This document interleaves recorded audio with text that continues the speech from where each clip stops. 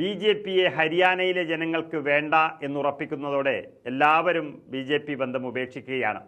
Haryana BJP വക്താവും Karni സേന പ്രസിഡന്റുമായ സുരാജ് പാൽ അമു പാർട്ടിയിൽ നിന്നും രാജിവെച്ചു.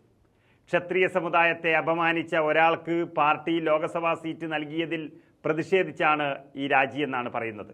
അതായത് കേന്ദ്രമന്ത്രി പുരുഷോത്തം രൂപാലയ്ക്ക് രാജ്കോട്ട് ലോക്സഭാ സീറ്റ് നൽകിയതിലാണ് അമ്മുവിൻ്റെ പ്രതിഷേധം മുഴുവനും ഉള്ളത്. രജ്പുത്ത് നേതാക്കളെ ബി.ജെ.പി ഒതുക്കുകയാണെന്നും രാജിക്കത്തിൽ അദ്ദേഹം ആരോപിക്കുന്നുണ്ട്.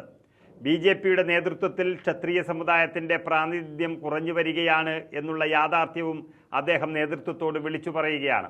2014 ശേഷമാണ് ഇത് സംഭവിച്ചത്. കാരണം നരേന്ദ്രമോദി അധികാരത്തിൽ വന്നതിന് ശേഷം പ്രധാനപ്പെട്ട നേതാക്കൾ പോലും പാർട്ടിയിൽ ഒതുക്കപ്പെടുകയാണെന്നും പ്രതിഷേധിച്ചുകൊണ്ടാണ് അമ്മു പാർട്ടിയിൽ നിന്നും ഇപ്പോൾ രാജിവെച്ചിരിക്കുന്നത്.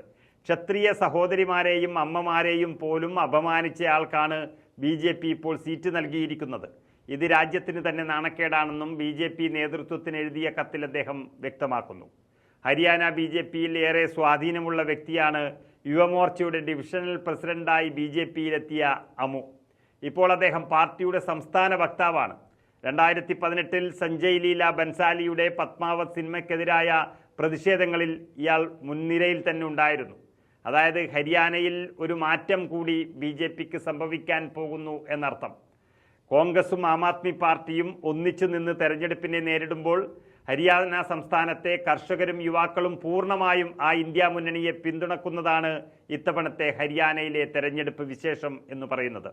ജെ.ജെ.പിയും കോൺഗ്രസിന് പിന്തുണ നൽകുമെന്നും അറിയിച്ചിട്ടുണ്ട്. അതിനപ്പുറം എല്ലായ്പ്പോഴും ബി.ജെ.പിക്കൊപ്പം നിന്നിട്ടുള്ള രജപുത്ത് സമുദായം കൂടി കോൺഗ്രസിനൊപ്പം വരുന്നതോട് കൂടി ഹരിയാനയിൽ ബി.ജെ.പി തകർന്നടിയും എന്ന് തന്നെ പറയാം.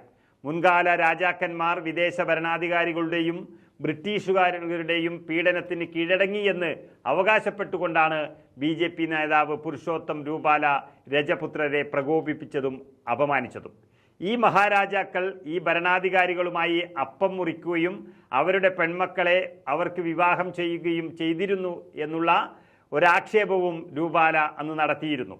ഗുജറാത്തിലെ മുൻ ഭരണാധികാരികളിൽ ഭൂരിഭാഗവും രജപുത്രരായതിനാൽ സമുദായം ഈ പരാമർശങ്ങളെ അപമാനമായി കാണുകയും രൂപാലയുടെ സ്ഥാനാർത്ഥിത്വം തന്നെ പിൻവലിക്കാൻ ബി.ജെ.പിയോട് ഒന്നിലധികം തവണ ആവശ്യപ്പെടുകയും ചെയ്തിരുന്നു. പക്ഷേ ബി.ജെ.പി അതിന് തയ്യാറായില്ല. അതോടുകൂടി രാജ്യത്തെ രജപുത്ര സമുദായം മുഴുവനും ബി.ജെ.പിയുമായി ഇടഞ്ഞു. തൻ്റെ പരാമർശത്തിൽ രൂപാല ഇതിനകം തന്നെ മാപ്പ് പറഞ്ഞിട്ടുണ്ടെങ്കിലും രജപുത്ര സമുദായ നേതാക്കൾ പിന്മാറാൻ തയ്യാറായിട്ടില്ല. കാരണം അദ്ദേഹം ഇപ്പോഴും സ്ഥാനാർത്ഥി തന്നെയാണ്. 25-ാം തീയതി തെരഞ്ഞെടുപ്പ് നടക്കുന്ന ഹരിയാനയിൽ രജപുത്ത് സമുദായം 5% 18ഓളം വരുന്ന നിയമസഭാ മണ്ഡലത്തിൽ ആര് ജയിക്കുമെന്ന് തീരുമാനിക്കുന്നത് ഇവർ തന്നെയാണ്. ലോകസഭയിലും ഇത് നിർണായക ശക്തി തന്നെയാണ്. 10ൽ 10 സീറ്റും ഇപ്പോൾ കൈവശമുള്ള ബി.ജെ.പിക്ക് തോൽക്കാൻ ഉള്ള എല്ലാ സാധ്യതയും ഇതുവഴി തുറന്നിരിക്കുകയാണ്. ഇതുവരെ അവർ കൂടുതലും ബി.ജെ.പിക്കൊപ്പമായിരുന്നു. എന്നാൽ ഈ തെരഞ്ഞെടുപ്പോടുകൂടി കഥ മാറി. അത് ഉറപ്പിക്കുന്നതാണ് സംസ്ഥാന ബി.ജെ.പി വക്താവ് സുരാജ് പാൽ അമുവിൻ്റെ രാജി.